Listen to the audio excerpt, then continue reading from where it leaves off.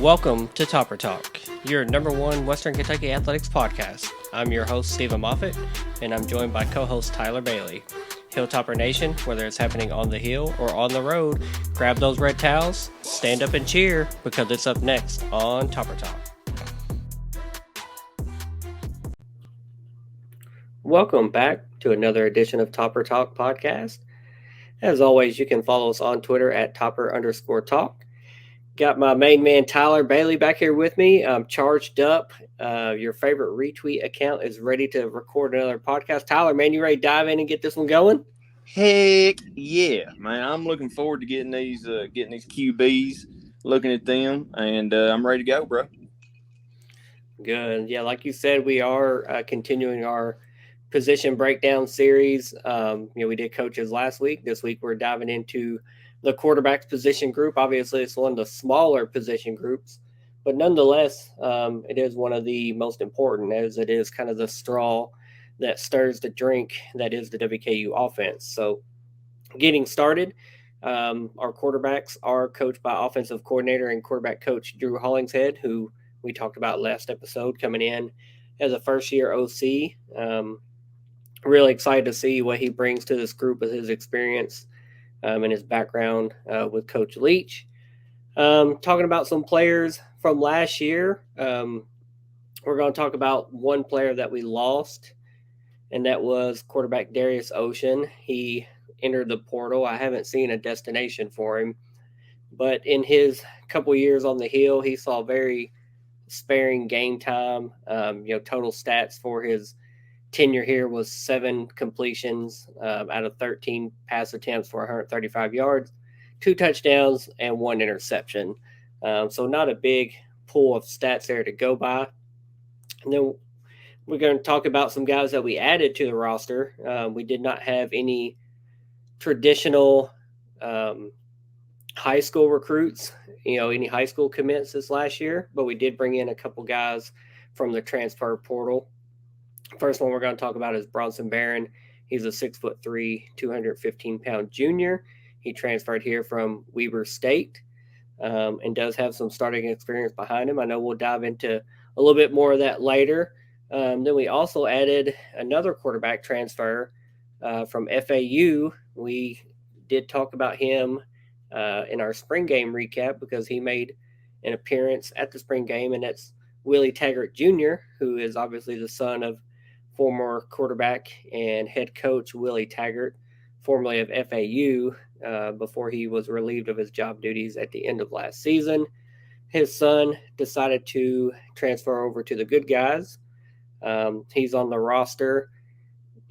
Ironically enough, as we record this, he's listed as a wide receiver. But he's in the Phil Steele magazine on the quarterback roster. And we did see him in the spring game at the quarterback position. So we're going to talk about him. At this point, he's an athlete. I don't think we know exactly where he's going to line up or, how he's going to be plug and played and used. But for right now, we're going to treat him like a quarterback. And he is 6'1", 177 pounds. He's a sophomore. In his limited game time at FAU, he only threw 7 passes, completed 2 of those for 14 total yards. So very limited mop-up type duty for Willie Taggart Jr. there. Then we're going to talk about a couple other guys on the roster. We have Caden Veltkamp. He's a 6'5", 220-pound redshirt freshman. Obviously been on campus for a full year now. Last year, he appeared in just one game, and that was the 73-0 blowout win of FIU. He completed 4 out of 4 passes for 25 yards.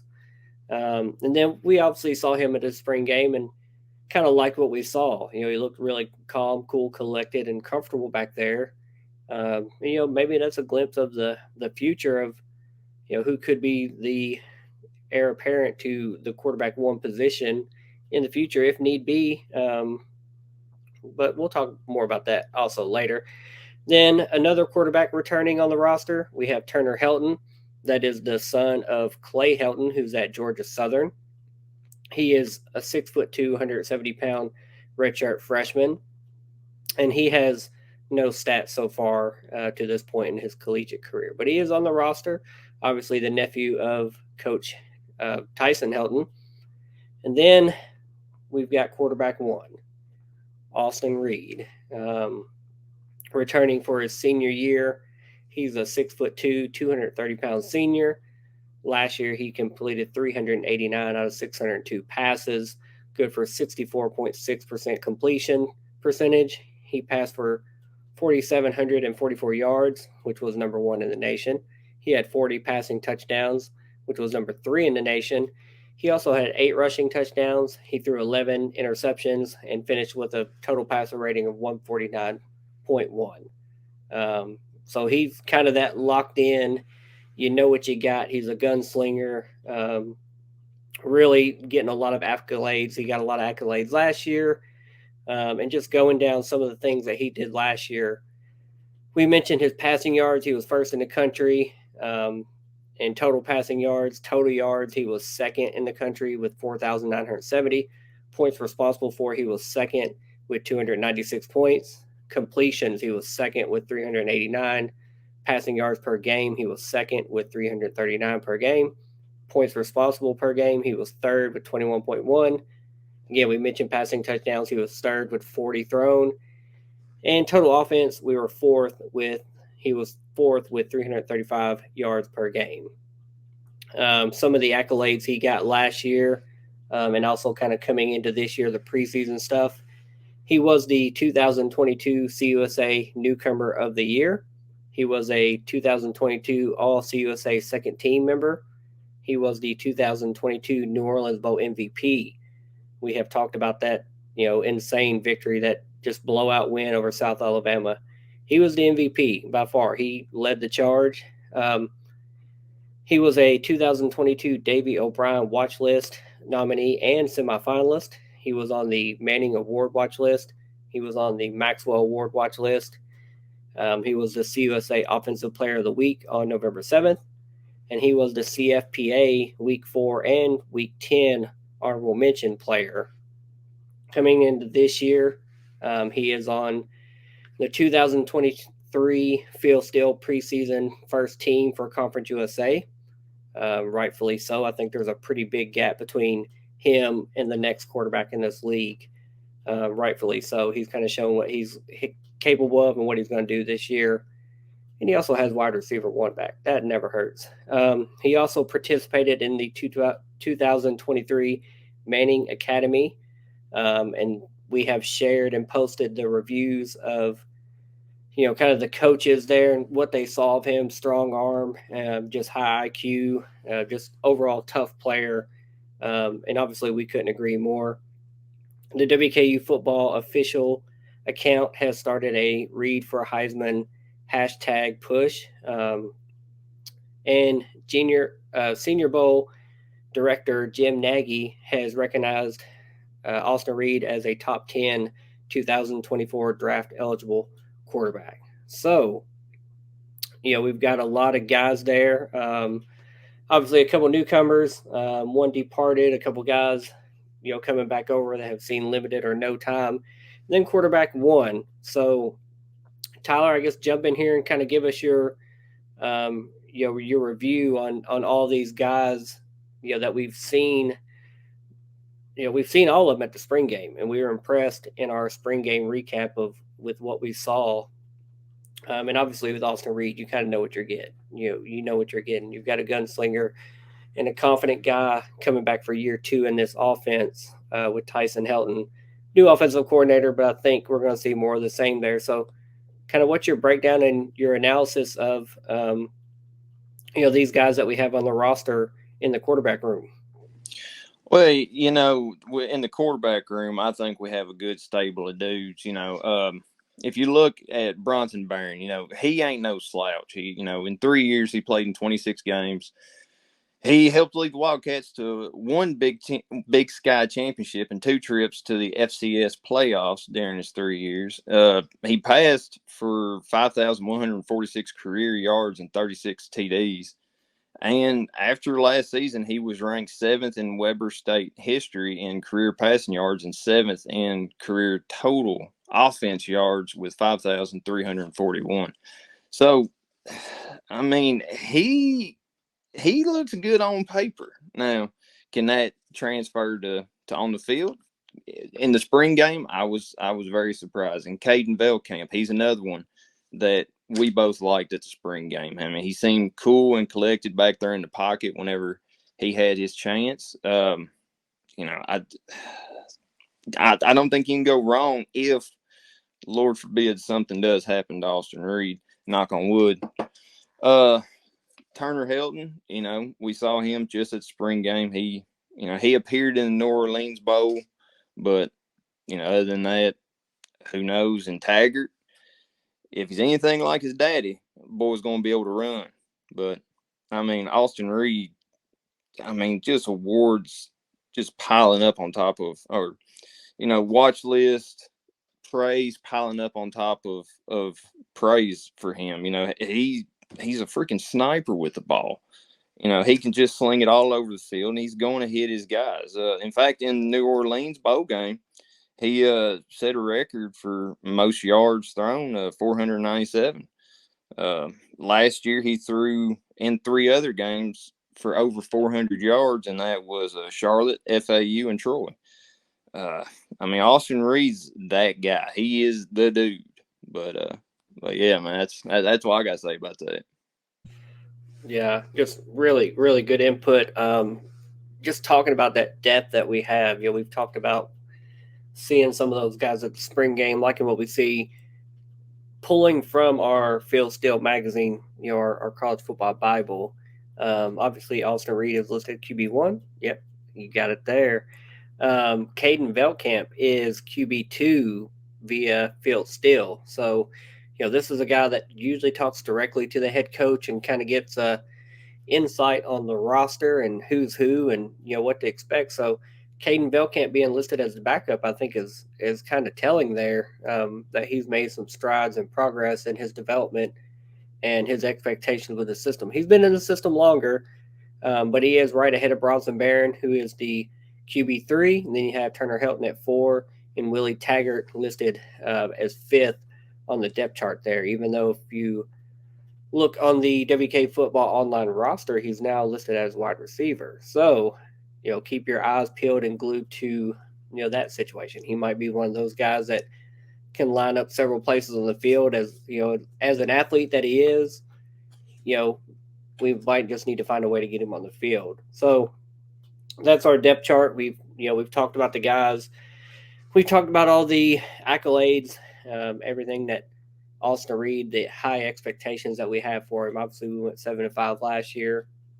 We've got a really, a good mix of a tough schedule, but also a very winnable schedule this year, coming into a new look Conference USA. Obviously, highlighted by the toughest game of the year going to Ohio State. We know how that one's going to end, though. Chalk it up for a W. We're going to dive into our questions that we're going to ask for every position group. And this one's going to be a little bit easier because only one player's leaving, quarterback one's returning. But I'm still interested to hear what you have to say. Obviously, not only with this group but with every group, because at some point we're going to have some differing answers. But I think this one we're probably going to be pretty up the middle. So first question, Tyler, who are you most excited to see in the quarterback room? Oh, that's for sure Austin Reed. There ain't no doubt about that. Yeah, I'd agree. Heaven, like you said earlier, heaven forbid if an injury or if a blowout occurs, I am excited to see the potential that Caden Veldkamp has, but I'm most excited to see Austin Reed year 2 in the Tyson Helton system, see if he can continue to develop quarterbacks, turn them into pros. I think, we have high expectations of Austin Reed, as I'm sure he does of himself as well. Getting a lot of NFL, pub right now and just recognition for his talent. So, this kind of that year, his last hurrah to show what he's got and, put it on film, put it on paper, and prove his worth. So definitely mostly excited to see Austin Reed. But if we have to dive into a backup, I do think we have a couple formidable ones there in Veltkamp and Bronson. So hope we don't get to that point unless it's a blowout. But this one is a layup. Who's the hardest to replace in the quarterback room from last year? Well, once again, I think the answer is going to be Austin Reed on that one. Thankfully, he ain't departed yet, and he has a full season to improve. And I think later with my bold prediction, I think this one's going to be bold, but I think he can pull it off.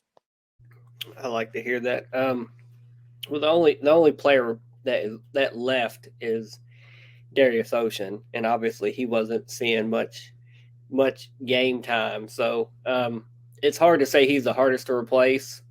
But he's the only one leaving, so I'm gonna go with Darius Ocean. He's the hardest to replace just by default. He's the only one that left. That's who I'm going to give it to.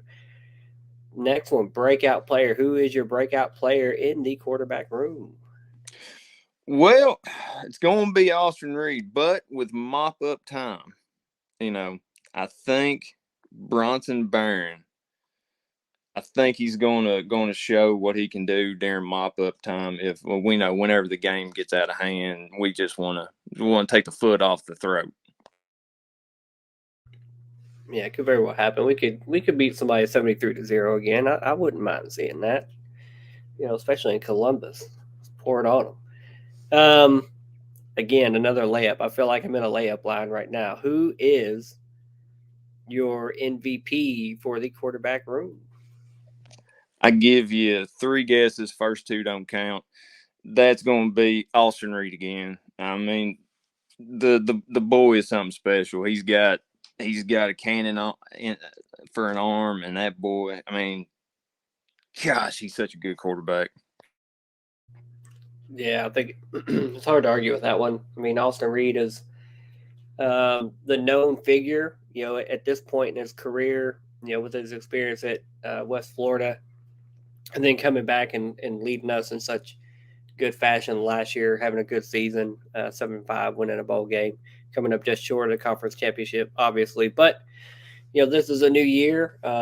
He is now the senior leader in that quarterback room. Obviously, Bronson Barron has some experience, but he's not been in this room and in this offense. So, Austin Reed probably getting to take a little bit of a leadership role and getting to mentor some guys behind him that, quite frankly, after this year, Austin Reed will be gone to the NFL, putting his talents on display on Sundays. So he's got to start mentoring, the next guys. And if it's somebody that's already on this roster, if it's Veltkamp or Helton or Bronson, whomever that may be, if we don't go dipping into the transfer portal pool again, if it's one of those guys, I think having Austin Reed, who led the nation in passing yards last year, was number 3 in passing touchdowns. I think that's a good mentor to have and a good leader to have, and try to model yourself after and pick his brain and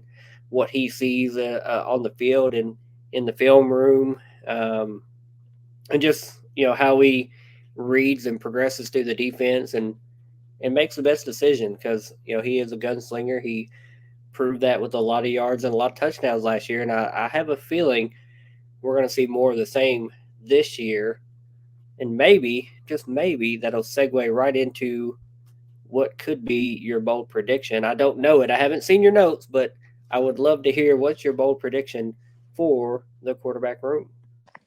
All right now, Bailey Zappi has the single season passing record at Western Kentucky with 5,967 yards. My bold prediction is Austin Reed is going to top that with 5,968 yards, moving up to number 1 in single season, and then moving up to number 2 in career passing record with 10,712 yards, being behind only Brandon Dowdy. Swag, Brandon Dowdy. That's bold. That is a bold prediction and a nice hot take coming in hot with the first true position. Obviously, coaches.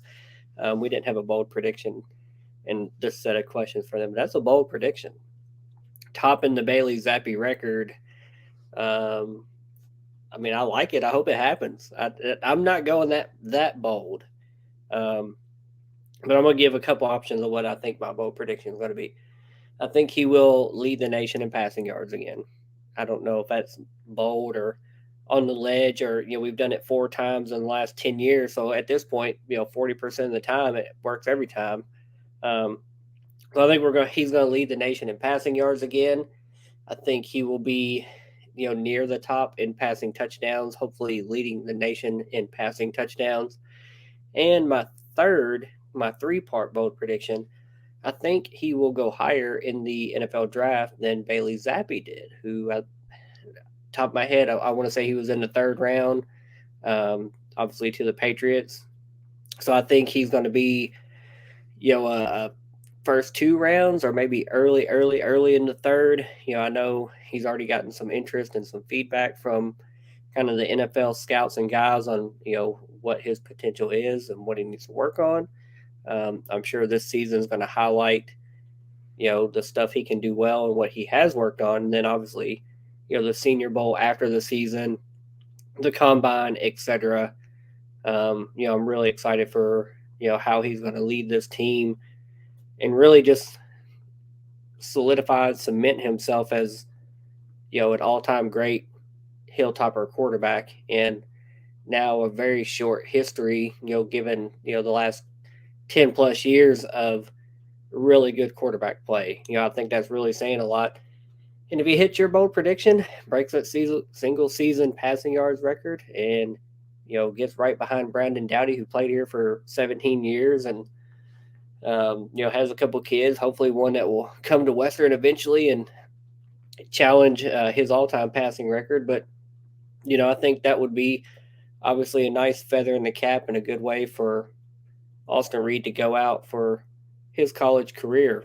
So I'm excited to see it. I don't think there's anything off the table as far as Austin's potential.